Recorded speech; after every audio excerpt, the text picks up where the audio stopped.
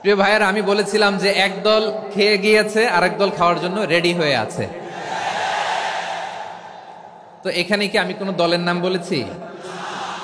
বাংলাদেশে 48টা প্রায় নিবন্ধিত রাজনৈতিক দল, কোনো দলের নাম আমি বলিনি। কথাটাকে আমি জেনারেল রেখেছি। দায়ীদের বৈশিষ্ট্যই এটা, দায়ীরা জেনারেলি কথা বলে, যার যেই মেসেজ নেয়ার তারা সেখান থেকে নিয়ে নেয়।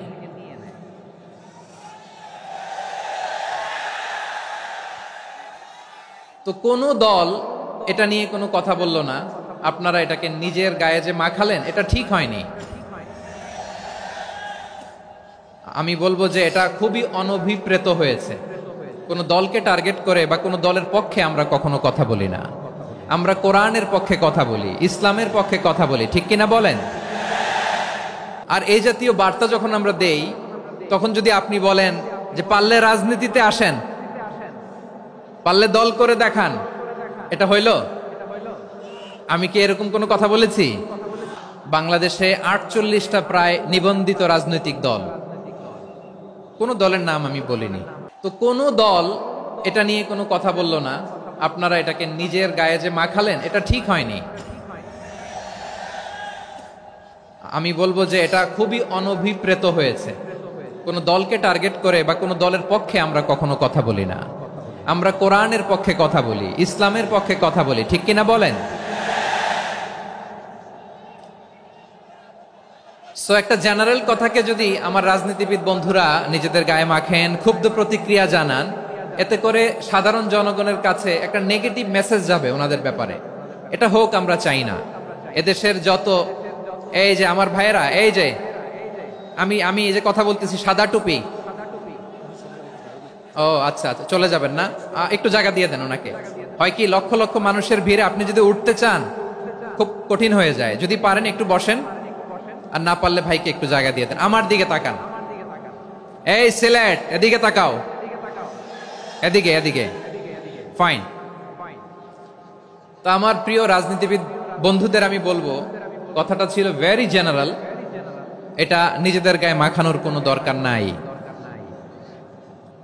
আমরা এই যে এক্সিস্টিং যে রাজনৈতিক চর্চা, এটা থেকে আমরা বেরিয়ে আসতে চাই। আমরা চাই না এদেশে চাঁদাবাজি, দখলবাজি থাক, ঠিক কিনা বলেন? এদেশে কোনো দুর্নীতি থাক, টেন্ডারবাজি থাক, এগুলো আমরা চাই?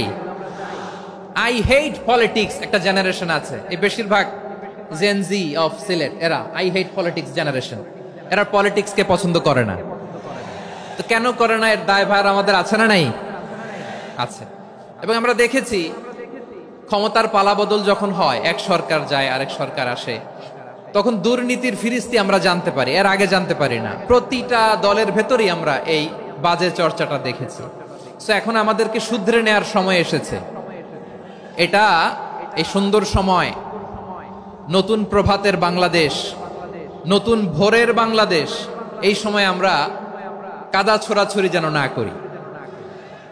আমাদের শপথ নেওয়ার সময় এসেছে। প্রতিটি দল, নিবন্ধিত 48টি, সবগুলো দলের এখন শপথ নেওয়া উচিত যে আমরা কোনোদিন আর চাঁদাবাজি করব না, টেন্ডারবাজি করব না, দখলবাজি করব না।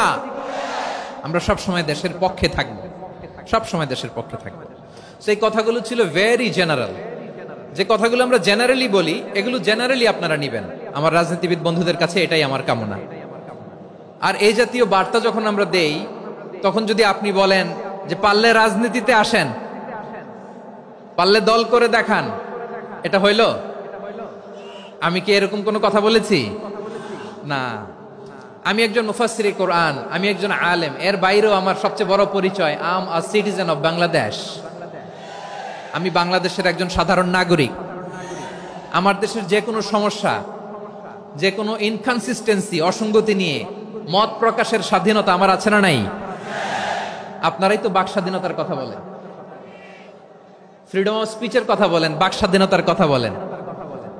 আপনারাই যদি আবার কোন মন্তব্যের কারণে বলেন যে রাজনীতির মাঠে আসেন, দল করেন, দেখি কতটুকু পারেন, এটা ঠিক হবে না।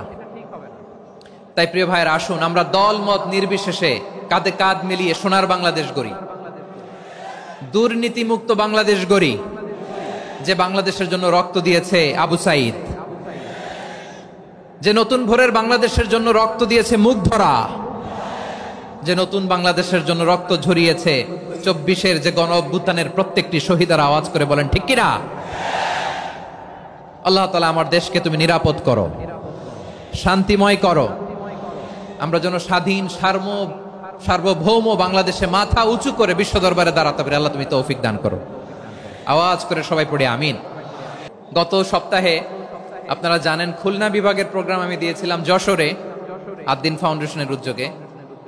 তো যশোরের প্রোগ্রামের এক ভিডিওর পেছনে আমাদের কিছু দিনী ভাইরা 6 বছর আগের এক অডিও ব্যাকগ্রাউন্ডে জুড়ে দিয়ে বিভ্রান্তি ছড়ানোর জন্য সোশ্যাল মিডিয়াতে ছড়িয়ে দিয়েছে।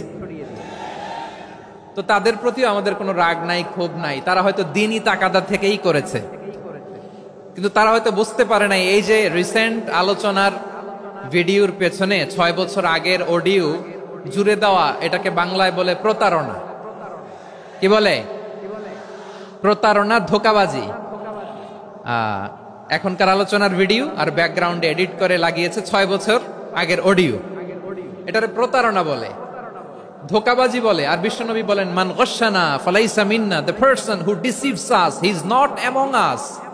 যে আমাদেরকে ধোঁকা দেয় সে আমাদের অন্তর্ভুক্ত নয়।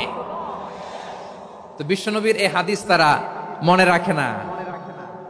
তো এই জন্য শুধু বিশ্বনবীর প্রতি সাল্লাল্লাহু আলাইহি ওয়াসাল্লামের প্রতি সেরেফ ভালোবাসা আপনাকে বাঁচাতে পারবে না যদি বিশ্বনবীর আদর্শ আপনি গ্রহণ না করেন।